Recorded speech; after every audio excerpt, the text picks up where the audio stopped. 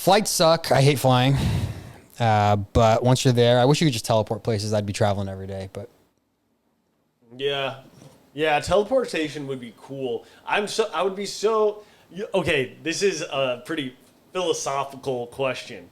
Okay. So say you can teleport, right? The whole concept of teleportation is all of the matter of your being like disintegrates pretty much and is reincarnated in another place, and you pop up, right? Okay. And you're like, oh, perfect. I'm here. I have all my memories. Whatever, right? Right. So there's this theory that even if teleportation is possible, you're being de-atomized and re-atomized. Is that still you at all? Or did they just kill a version of you and this new version is being reformed? Like, that's interesting. I didn't even think about how... Right? When you think teleportation... You still have your memories? I don't know. That's crazy. That makes me wonder, like, would I now want to teleport or just take the 18-hour flight? Right? Well, that's what I'm saying is like... because once I heard that, I was like, oh my gosh, how would you retain memories? Like, yes, all of your... Let's say the identical atoms are blah, blah, blah, blah. They reassemble. You come back as a worm? Yeah. Like a giant worm, though. Yeah. Just a man-eating worm. I don't know. That, like... When you think when I think teleportation, I just picture the cartoon. You walk in a portal and come out another portal. Yeah, exactly. But I guess to actually be able to do it, like, that's scary. I don't know. Or like a Star Trek teleportation. You know how they like beam them up? They like just de-atomize them and then they reappear. Is that like now? Is that an instant thing? You just yeah, it's instant. I don't know. That's scary. Like, boy, and I'm like, is it still you? Would it just feel like you just slept and woke up, or maybe? I don't know. Now, if they tested it. How many times would they have to test it for you to be like, okay, with no errors? With no errors? Let's say they tested it 200,000 times. If they tested 200,000 times. And 100 had problems. And, well, if they did 200,000 times and then they did like 20,000 people, I'd probably be like, all right, this is... So 20,000 people... Yeah. What if 50 had problems out of the 20,000 people? I wouldn't do it. 2 people had problems out of the 20,000. I would do it. What's that number? It has to be like below 1%. Okay. For something like that. 190? Isn't that below 1%? 20,000? Yeah. For things like that, it gets... here's the thing. You know wingsuits? Like the squirrel flying suits? Yeah, squirrel flying suits. Why would someone do that, dude? I want to do that. What? I want to do that. That might be more of a risk than teleporting. The statistics are like 30% of people are critically injured. Really? Yeah. But I would still do it. 30% of people that do that? Yeah, it's a terrible statistic. I just see videos of that on TikTok. Like everyone's doing it. Yeah, well, also a lot of people die. How do you land? I think you have a parachute. Yeah, you have a parachute.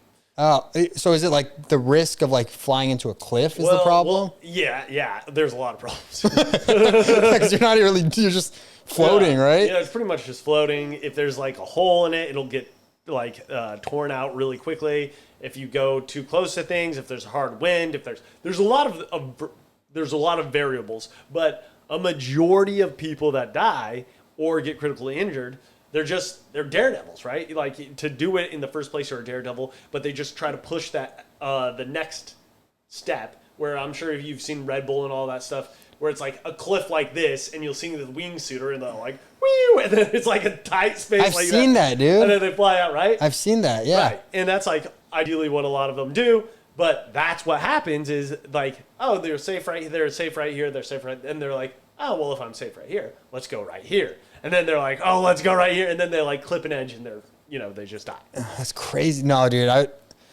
But what I was saying, my whole point is I would do that. But if I saw a plane statistic where it's like, hey, 5 planes, 10 planes this year have gone down from Boeing, I'm not riding a Boeing plane. Even if 100,000 planes have, been flying that year. Really? You wouldn't? No. If it was like, if 10 planes from American Airlines went down in America this year, I'd be like, I'm flying United. That's like, that's a structural flaw. I mean, the problem is like everything is pretty much Boeing though. Like there's very limited number of stuff. Well, Airbus. And what's interesting because Boeing, we're talking about Boeing Yeah. in the news. Boeing did not get a renewal, and Airbus got their contract. Interesting. So, I mean, isn't Airbus more like the bigger international ones, or is it They're the same is it thing. just- Boeing has a lot of military contracts. Airbus has a lot of international, but I mean, it's all They just do cross-Boeing. everything? Yeah, exactly. like, how are you going to know? Do you really know until you're at the flight? Does it say?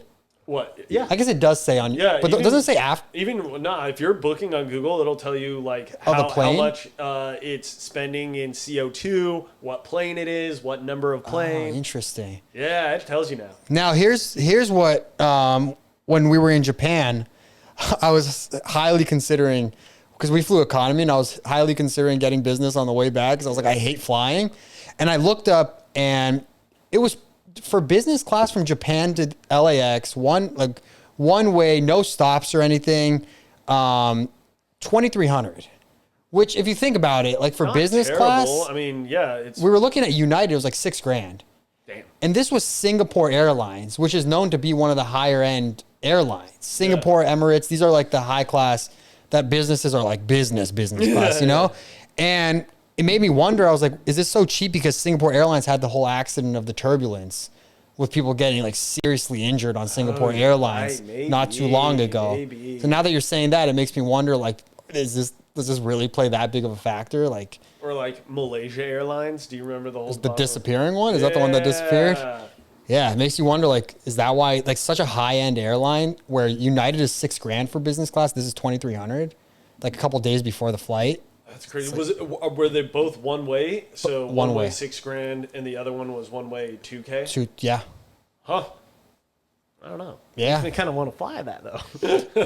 I mean, and I also heard flying into LA is cheaper than flying out of LA. Is that true? Or is it vice versa? It's one or the other. I don't know. Either they want you to come or they want you to leave. I don't know. I do know though, a cool cool tip if you're flying internationally, if you change your like VPN to book in the country, it's quite a bit cheaper. So like if I'm going to France in a couple weeks, and if I wanted to book flights from France to UK or France, to wherever, if I book from where I am right now, it's going to be like, I don't know, let's say $700. But if I change my VPN to be in France and I book that same flight, it'll be like $300. Interesting. I think Brittany was mentioning something about her booking in the US because she went on a trip with some of her friends in Europe.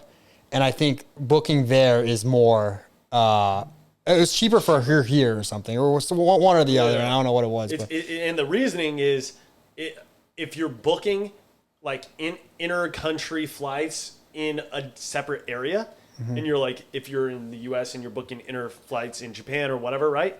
Their reasoning is they're already coming here. They're already spending that money. They will spend that extra money. Oh, okay, that makes sense. Yeah. So wait it off pretty much. Yeah. Where it's like, if I'm booking in the U.S. and I'm going to Texas or whatever, and the flight's like $700, and I go, you know what, I'm just gonna drive. So they'll be like, all right, this person they're not gonna pay this. Interesting. We're gonna make the Texas flight $300 for them. But if you're in Europe coming to L.A. and you're like, oh, I'm not gonna rent a car to do that. Right. Interesting. Yeah. Dang. Okay.